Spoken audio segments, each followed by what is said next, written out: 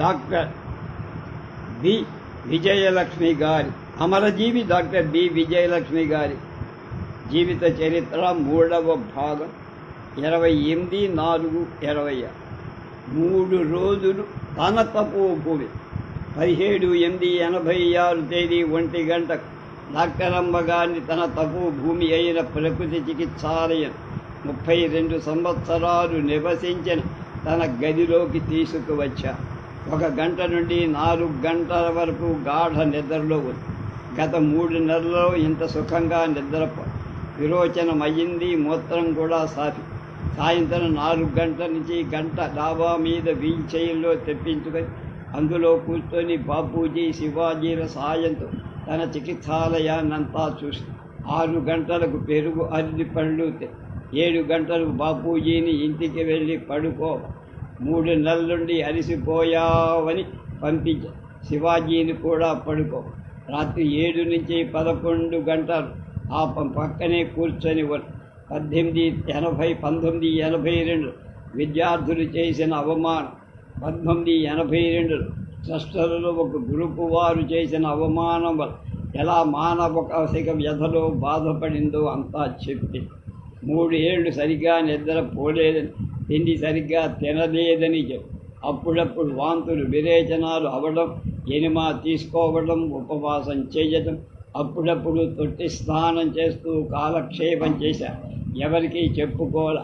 దాని ఫలితంగా లివర్ పాడి ఈ అసాధ్య రోగం వచ్చి మిమ్మల్ని అందరినీ చాలా బాధ పెట్టి చివరికి 11 గంటలకు నిద్రపోయి రాత్రి 3 గంటల వరకు పక్కనే మంచం వేసుకొని అలాగే ఎప్పుడో నాకు తెలియకుండా నిద్ర పట్టింది. 18వ తేదీ తెల్లవారుజామున 5 గంటలకు నిద్రలేచి చూశా. కదలటంట, గుర్రు లేదు. నాకు అనుమానం వచ్చి పర్సు చూస్తే నీరసం. అప్పుడు శివాజీని పిలిచి బీపీ 60/40 ఉంది. కంగారు పడి బాపూజీని పిలిపి ఉదయం 6 గంటలకు బతిని గ్లూకోజ్ ఇవ్వటం మొదలుపెట్టి 11 గంటలకల్లా విరోచన అయి మూత్రం కూడా, 2 గంటలకు 4 గంటలకు కూడా విరోచనమై మూత్రమై ఏదో కోలుకుంటుందని ఆశ. 18వ తేదీ రాత్రంతా మేము ఆమె మంచం పక్కనే ఉన్నాం.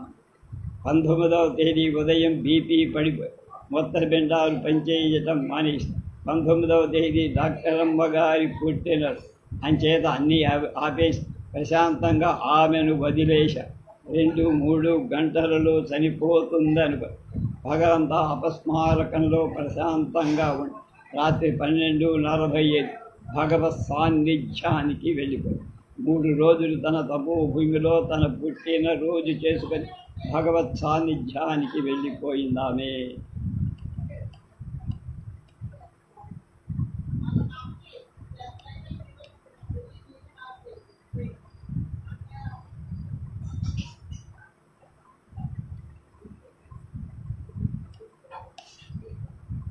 గురుదేవుడు కృష్ణరాజు గారి నుండి యోగాసన ప్రవీణ బిరుదం, బంగారు పథకాన్ని అందుకుంటున్న డాక్టర్ విజయలక్ష్మి గారి చూడండి.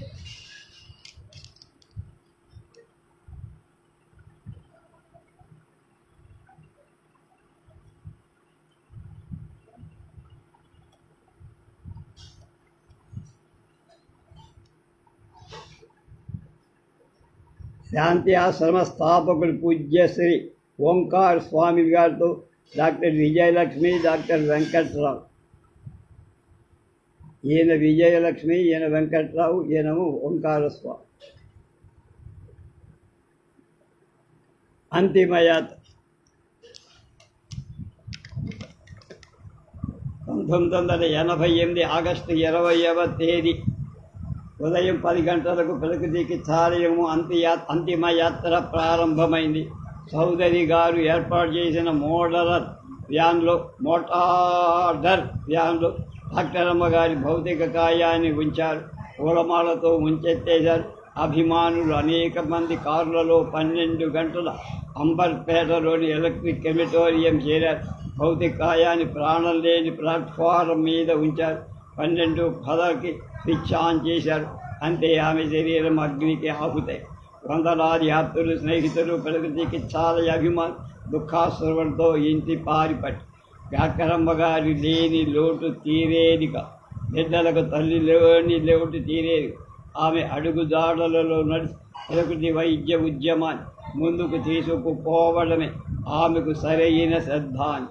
తల్లి రుణం తీర్చుకున్న బాబూజీ 82 రోజులు రాత్రింపగళ్ళు తల్లి పక్కనే ఉండి సేవలు చేసి తల్లిని బతికించుకోవడానికి తిండి తినలా, నిద్రపో, ఒక్క నిమిషం బయటకు వెళ్తే చాలు డాక్టరమ్మ గారు బాబూ ఎక్కడికి పోయావరా నానా అని స్పృహలేని స్థితిలో, కోమా కండిషన్లో, డెలీరియంలో కూడా బాబూ బాబూ అంటే ఆమెకు గల ప్రేమ ఎంత ఉందో అర్థం.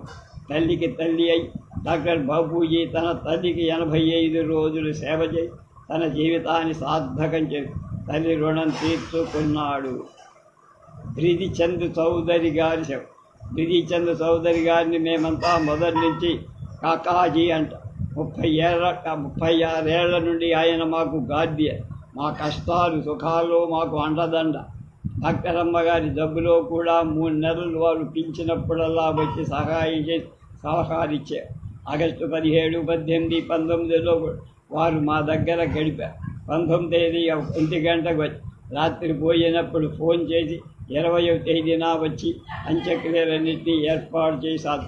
31/8/86 12వ రోజు ప్రార్థనా సభ ఏర్పాటు చేసి శ్రద్ధాంజలి ఘటించారు. ఆయన చేసిన సేవలు ఏర్పాట్లు జీవితంలో మరుపరాలి. మా కుటుంబ సభ్యులంతా వారికి ఎంతో రుణపడి ఉన్నారు అని డాక్టర్ బి వెంకట్రావు విజయలక్ష్మి గారి భర్త గారు చెప్పారు. మిగతా విషయాలు రేపు.